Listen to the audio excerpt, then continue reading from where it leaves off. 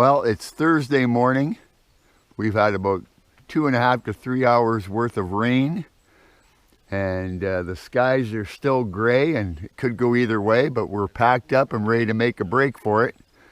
We were going to go up to the peak today, but half the time it's in clouds, so we think we're just going to forego that. Chris and I, well, I should say Wolfman and I have already been up there, and Lee Major said he's really not interested in doing the climb if he doesn't have to, so that's no problem with us. We're just going to march on to Silver Lake, and we'll just have a little shorter day, and hopefully the rain will hold off as we're up on the ridges on that quartzite, because it certainly does get slippery as it gets wetter. So we're just going to make a break for it now, and hopefully the weather will clear and we'll have a good night at Silver Lake. So stay tuned.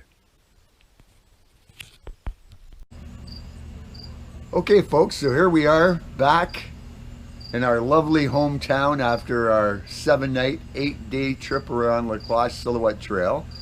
And we had a couple of media malfunctions. The video we took for Camp Chair Confessional at Silver Lake is a silent movie. I had the external mic in, and somehow it must have not have been plugged in properly, so we have to recreate our high and low moments of that day.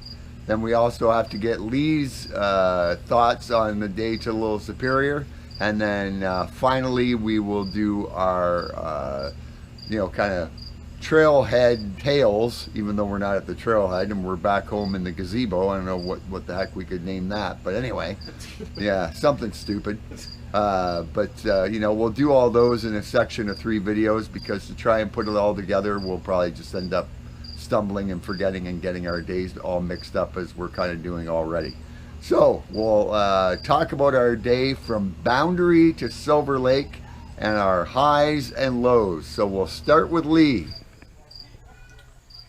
Hello. Yeah, I kind of remember that day. That was our late start day, where we had some rain in the morning, so we didn't. Our plans were to head on up to Silver Peak that day, take a side trip, go to Silver Peak, but we started out late, and it turned out that I had like no energy anyways to do the side trail. I just remember it was a very short day, and that was basically my high for that day. It was a very short day for me, so it was, yeah. Nice part of the trail by Silver Peak is very very flat, but then that shortly you lose that type of trail, and then you're up again on the ascents and descents again, like the rest of the trail. Wolfman. Well, I remember now. I just remembered what I said in the silent movie version of what we were talking about. I think my low for the day was the fact that poor Lee was too tired to go up on Silver Peak, because Captain John's been up there numerous times. I was up there a couple years ago. It's a stunning view of the whole park and the area around it. So I felt bad that Lee didn't get to experience that. But at the same time, I felt very good that we didn't have to climb up and back down Silver Peak. So in that one experience was both my high and my low for that part of the trail. Yeah, and I would say for me, the highlight of the day was definitely getting to camp at Silver Lake, because that's such a pretty lake, and I'm debating whether to include the silent movie section, but everybody will probably think that, something's gone wrong, but at the same time, it's kind of cool to see it. You just have, maybe I can chop it off so it's just some visual of the lake and not us talking. I don't know how, not exactly media savvy, but maybe we can figure out how to do that. Low point of that day was waking up to the morning rain. It had probably rained for a couple hours before we got up. Then we got up, we had a window for breakfast, and then it kind of pissed down rain again. And like everybody else said, I've been up to the peak many times, so it didn't bother me not going up there. And after you hit the Silver Peak Trail junction, it's fairly flat, but then you make a right-hand turn and it just turns gnarly again all the way to Silver Lake. It's just, you pay for the flat section. Killarney has a way of doing that to you.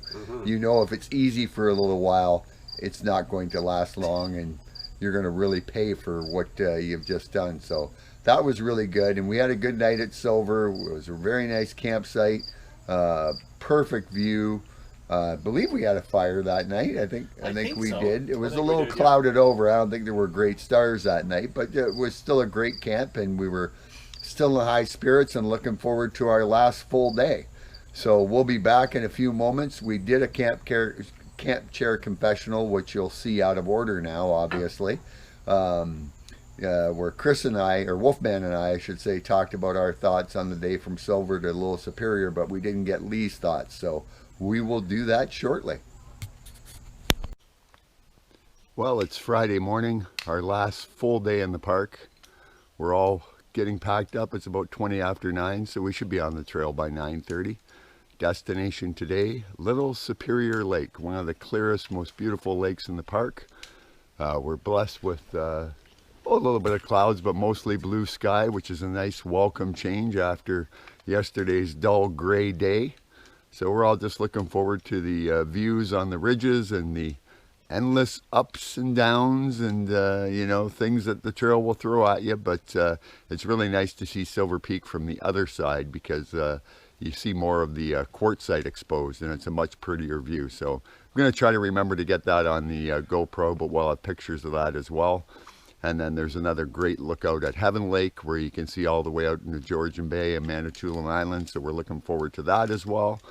And then a big descent down to Norway Lake, and then a climb back up to get the Little Superior. So it'll be another challenging day, but another good day for sure. So we're all well rested, and spirits are up because of the blue skies. So we're just really looking forward to hitting the trail. So we'll talk to you later.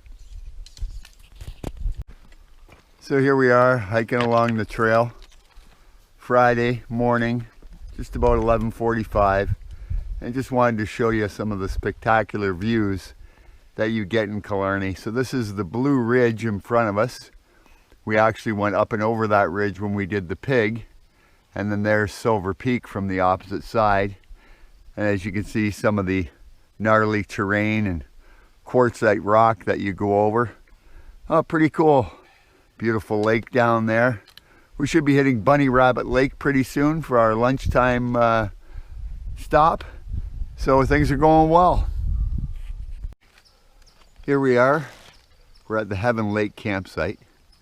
And this is the gorgeous view that I know the GoPro is not going to do justice. You can see the ridge that we're following along. And then you pan out.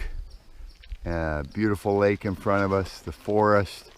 All the way out to Georgian Bay, Manitoulin Island. You can probably see most of the way to Tobermory on a clear day like today, but it's just majestic. And as we've said many times, and we'll say many times again, Killarney is a beautiful place. She just makes you pay for her views. And there's no way to get here but through rugged, rough country, but when you get to sites like this, it's worth every penny and every brutal step you take to get here. So we're taking an impromptu break because the Lord knows when we'll ever be here again. Kind of pan around, get a little glimpse of the scenery that's around Heaven Lake as well. It's just there coming up through the trees. Gorgeous little lake as well, but there's a couple of campers on there, and I don't want to interrupt their fun because it's their lake for tonight. So we've got about 4K left to do today to get to Little Superior, and we're just enjoying it. So here we are, Friday evening on beautiful Little Superior Lake.